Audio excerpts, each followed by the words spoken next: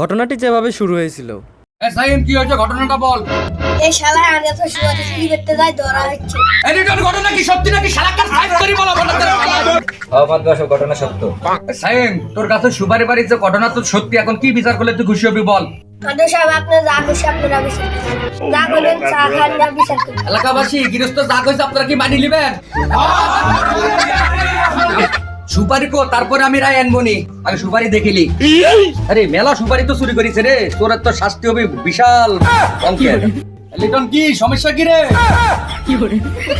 শালা চোর কি আমার ঘরে দিয়ে ভাবছে নাকি 10 টাকা দেয় শালা? শালা চোর তোর লাগি করছে। এই শালা আমি যে জড়িত আছে, আবার আমার নাম কইছ না রে। মাদুয়া সাহেব আমার কিছু খবর আছে। আমার যে 10 টাকা দিতে চাইছে এটা আবার সবাই কয়ে দেয় নাকি আল্লাহ? চোর চুরি করে আবার চোরের কি এর কথা? তোর শালা তোর লাগি আমার ইজ্জত শেষ শালা। এই শালা আমার নাম কইছ না রে, আমার নাম কইছ না। আমি তো অপরাধী, আমার তো কিছু বলার থাকতে পারে।